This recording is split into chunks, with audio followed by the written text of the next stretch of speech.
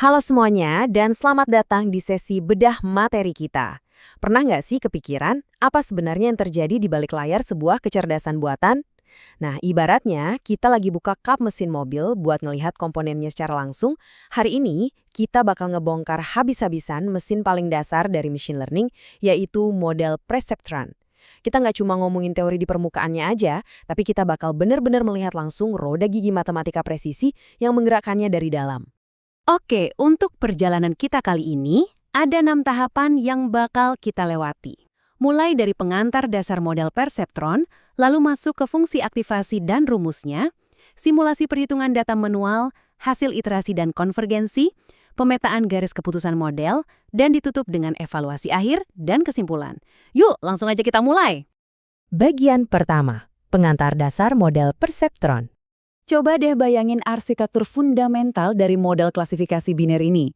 Perceptron itu dirancang buat cuma ngasih dua kemungkinan output akhir, 0 atau 1. Alur kerjanya elegan banget loh. Pertama, kita masukin data input. Di sini diwakili oleh X1 dan X2. Terus masing-masing input ini dikalikan dengan bobotnya atau weights.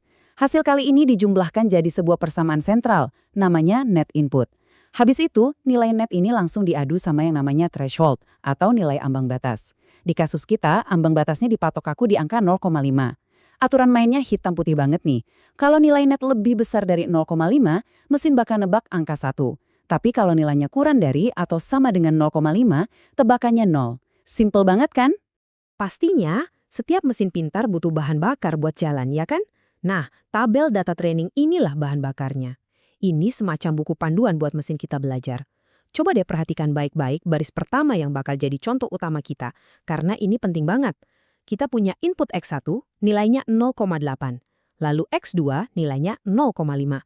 Dan target atau label sebenarnya yang mau kita tebak, itu angka 1. Tolong simpan angka-angka ini di kepala kalian ya, soalnya sebentar lagi kita bakal pakai ini buat manasin mesin Perceptron kita. Tapi sebelum kita ngalirin datanya, kita butuh semacam setting awal. Parameter awal mesin kita nunjukin kalau bobot W1 diatur acak di angka 0,3, W2 di minus 0,4, dan nah ini yang menarik, ada learning rate di angka 0,04. Learning rate ini bertindak kayak semacam pengatur, seberapa agresif sih mesin ini mau ngebenerin dirinya sendiri pas dia bikin salah. Angka yang kecil berarti perbaikannya pelan-pelan dan bertahap.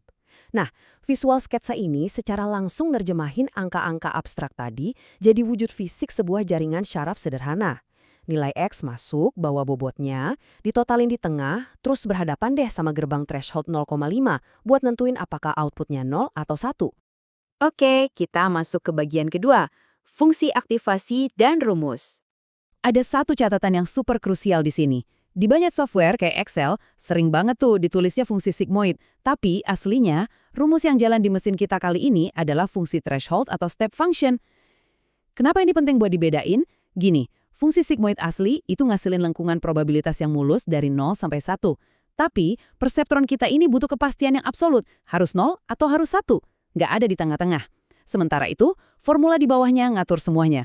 Mulai dari ngitung net input, nyari selisih error absolut, sampai rumus update bobot yang sangat esensial. Rumus ini ngegabungin bobot lama, learning rate, angka error, dan input asalnya. Ini nih jantung matematikanya. Biar kalian nggak pusing sama hitung-hitungannya nanti, saya mau kalian pegang 5 langkah utama dari alur kerja ini. 1. Hitung net input. 2. Bandingkan hasilnya sama threshold. 3. Tarik prediksi akhirnya. 4. Hitung errornya. Dan yang kelima, yang paling vital buat AI, update bobotnya kalau mesinnya memang bikin salah. Dan diagram ini nggambarin dengan brilian banget gimana kelima langkah tadi itu nggak cuma jalan sekali terus udah. Mereka ngebentuk satu siklus putaran alias loop yang tertutup. Aliran informasinya tuh muter terus, nggak berhenti. Mesin terima input, nebak hasilnya, ngukur seberapa jauh melesetnya. Terus, ini yang paling keren, dia ngebenerin komponennya sendiri dengan memperbarui bobotnya. Habis itu, dia ngulang lagi prosesnya buat baris data selanjutnya. Bener-bener kerasa kan detak jantung dari sebuah mesin yang lagi belajar? Lanjut ke bagian ketiga. Simulasi perhitungan data manual. Masih ingat data baris pertama yang saya suruh simpan di kepala tadi? Yuk kita bedah parameter spesifiknya buat momen krusial ini. Nilai masukannya, X1 itu 0,8 dan X2 itu 0,5. Target benarnya adalah 1. Bobot awalnya masih fresh ya, di 0,3 dan minus 0,4. Sekarang, mari kita pantau bareng-bareng apa respons mesin pas data mentah ini disuntikan untuk pertama kalinya. Mari kita telusuri alur perhitungannya pelan-pelan. Di langkah pertama, setelah input dikalikan sama bobot, terus dijumlahin, mesin ternyata cuma bisa ngasilin net input sebesar 0,04. Masuk ke langkah kedua, karena 0,04 ini jauh banget di bawah ambang batas 0,5, mesin dengan PD-nya memprediksi angka 0. Tunggu dulu, target asli kita kan 1. Artinya, mesin kita baru aja nebak salah. Nah, di langkah ketiga, kebacalah nilai error sebesar 1. Kegagalan ini justru jadi kunci, karena dia langsung micu sistem darurat di langkah keempat dan kelima. Karena ada error, mesin langsung ngaktifin mekanisme pembaruan bobot. Coba perhatikan baik-baik, bobot W1 langsung dikoreksi dari 0,3 jadi 0,332 dan W2 digeser dari minus 0,4 jadi minus 0,38. Keren banget kan? Disinilah kecerdasannya bekerja. Kesalahan justru maksa model ini buat beradaptasi secara matematis. Proses adaptasi ini terus bikin efek domino loh. Pas modelnya maju ke data kedua, dia udah nggak pakai bobot awal yang mentah tadi. Dia pakai bobot baru yang udah diupdate. Walaupun ternyata tebakannya masih salah dan bobotnya dipaksa diupdate lagi. Tapi, coba lihat data ketiga. Dengan pakai bobot yang udah 2 kali dikoreksi, mesin memproses input dan kali ini, boom, tebakannya tepat sasaran. Nilai errornya 0. Efeknya apa? Karena tebakannya benar dan gak ada error, angka bobotnya dibiarin utuh, gak diubah sama sekali. Jadi poin yang benar-benar krusial di sini adalah, perseptron sejatinya cuma belajar dan nyesuaiin diri kalau dia bikin kesalahan. Diagram ini ngerangkum banget esensi dari machine learning.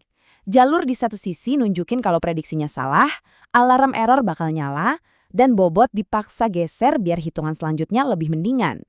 Sedangkan jalur di sisi lainnya ngegasin kalau prediksinya udah akurat, alarm error mati, dan posisi bobot dikunci. Semakin sering data ini diputar ulang, model bakal terus menyelaraskan dirinya sampai nemu harmoni yang pas banget.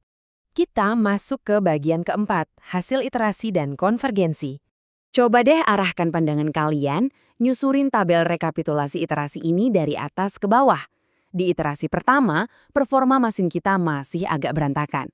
Akurasinya cuma di angka 42,86% dengan total 4 kesalahan tebakan. Tapi, coba amati kolom tersebut seiring berjalannya putaran. Kalian bisa lihat nilai W1 dan W2 pelan-pelan menyesuaikan diri. Total kesalahan nyusut tajam dari 4, turun ke 2, lalu jadi 1, sampai akhirnya ada satu pencapaian yang fantastis banget di iterasi ke-10. Akurasinya meroket tembus angka sempurna, 100%. Perjalanan epik Tabi terekam jelas banget di visual ini.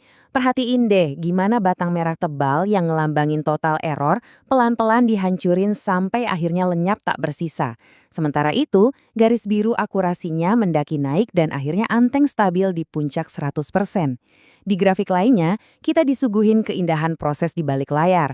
Gimana nilai W1 dan W2 bergerak harmonis nyari titik keseimbangan absolut, pelan-pelan bergeser dari area negatif ke zona positif tanpa ragu sedikit pun. Nah, ini dia puncak dari semua hitungan panjang yang udah kita bahas. Analisis iterasi ini membuktikan secara empiris kalau konvergensi absolut, yaitu kondisi final di mana model sukses ngebaca semua pola data tanpa celah sedikit pun, telah berhasil dikunci persis di iterasi ke-10. Rumus-rumus kaku yang awalnya mungkin kelihatan bikin pusing, ternyata berhasil jadi kompas yang mandu mesin ini berlayar sampai persis ke titik tujuannya. Selanjutnya, bagian kelima. Pemetaan garis keputusan model. Yang bikin merinding dari semua temuan ini adalah wujud nyata dari segala hitungan matematika rumit, adaptasi iteratif, dan update bobot tadi ternyata cuma berujung pada terciptanya satu garis merah diagonal ini. Garis ini ditarik dengan tingkat presisi yang luar biasa, dan inilah yang kita sebut dengan decision boundary atau batas keputusan. Bermodalkan kombinasi final bobot W1 dan W2 yang udah matang di iterasi ke-10 tadi, mesin akhirnya bisa ngebikin batas spasial yang secara elegan misahin himpunan titik hitam dan titik putih tanpa ada satupun yang kecampur. Keren banget kan? Model kita sekarang udah punya kemampuan melihat yang sempurna. Dan akhirnya kita sampai di bagian ke-6, evaluasi akhir dan kesimpulan. Pastinya kita harus tetap objektif ya dalam ngevaluasi hasil temuan kita. Pas kita coba ngetes model ini pakai data testing yang benar-benar baru dan asing buat dia, mesin ini masih bisa ngasih prediksi yang lumayan valid, walaupun emang jumlah datanya masih mini. Kalau kita lihat kolom evaluasinya, keunggulan perseptron ini jelas banget. Dia itu transparan, intuitif, dan alat edukasi yang luar biasa brilian buat siapa aja yang mau belajar logika dasar AI. Tapi secara netral, kita juga harus ngomongin kelemahannya. Model super dasar ini kurang fleksibel karena nggak pakai nilai bias tambahan. Dan kelemahan paling fatalnya, dia cuma sanggup misahin sekelompok data yang sifatnya linear. Jadi dia bakal langsung kelabakan kalau disuruh ngadepin pola data yang melengkung atau kecampur aduk berantakan. Rangkaian ringkasan ini rasanya pas banget buat ngebungkus perjalanan teknis kita hari ini. Kita udah lihat langsung dengan mata kepala sendiri gimana sebuah input mentah dikalikan dengan bobot acak, diproses jadi net input, diseleksi tanpa ampun oleh threshold, sampai akhirnya dia berani ngasih tebakan. Pas dia bikin error, kita ngelihat dia bangkit dan ngoreksi kesalahannya lewat update bobot, terus berulang sampai dia mencapai status konvergen yang sempurna. Coba deh kalian renungkan ini.